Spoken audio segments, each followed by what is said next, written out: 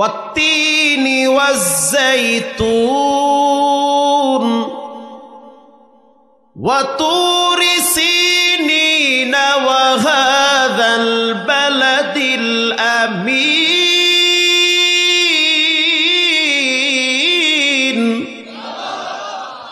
আল্লাহ রাব্বুল আলামিন বলেন, 3 ফলের কসম। 3 একটা ফলের নাম, ব্যবহার করলে ক্যান্সার রোগও চলে যাবে, থাকবে না। জাইতুন একটা ফলের নাম, ওখান থেকে তেল তৈরি হয়। জাইতুনের তেল বড় দামি তেল। আল্লাহর রাসূল জাইতুনের তেল ব্যবহার করত। সুবহানাল্লাহ। এই 2টা ফল অনেক দামি ফল। এই 2টা ফলের ব্যাপারে রব্বুল আলামিন শপথ করেছেন, জিনিস যত দামি হয় আল্লাহর কাছে সেটার মূল্য তত বেড়ে যায়। আল্লাহ যেই জিনিসের ব্যাপারে শপথ করে বুঝতে হবে সেটা কোনো নরমাল জিনিস হতে পারে না।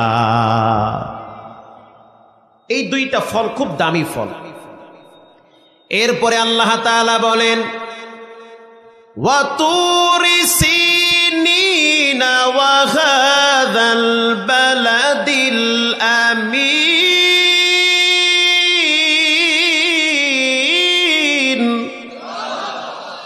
গর্ব সূরা আদমি ইনসা বুদে আহমদ বু জাহালো হামনে কে সাবুদে।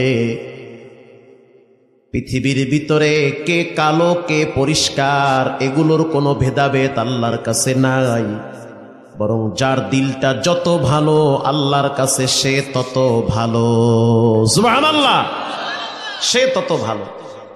আল্লাহ তাআলা বলেন, তুর পাহাড়ের কসম। তুর একটা পাহাড়ের নাম, সিনাই তুর।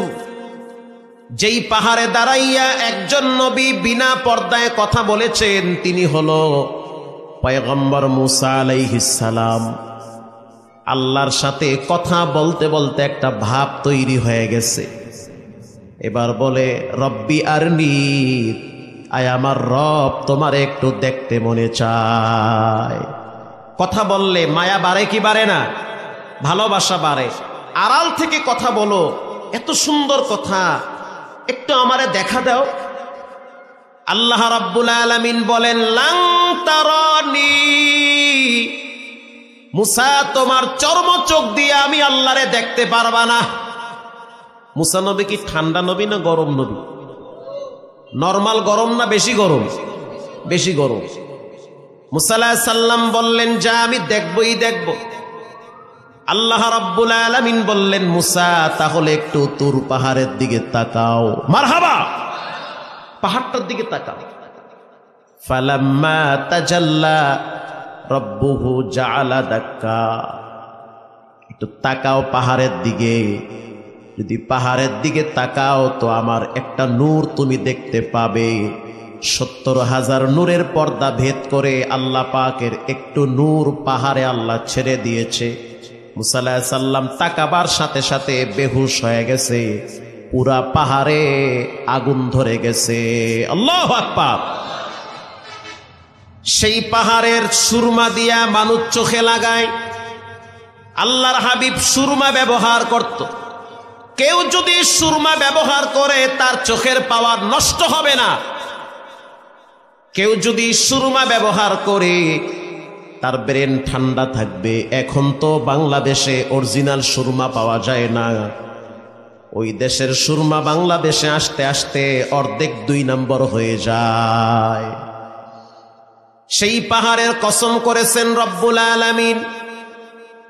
এরপরে আল্লাহ তাআলা আরো একটা কসম করেন, ওয়া হাযাল বালাদিল আমিন, পবিত্র মক্কা নগরীর কসম। পৃথিবীর ভিতরে সবচেয়ে দামি ঘর বাইতুল্লাহ। যেই ঘরের দিকে তাকাইলো সওয়াব হয়। যেই ঘরে যদি একবার কেউ যায় তার পিছনের সব গুনাহ মাফ করে দেয় কে? বাইতুল্লাহ। আল্লাহ কোরআনে বাইতুল্লাহর ব্যাপারে বলেন, ইন্না আউওয়ালা বাইতিন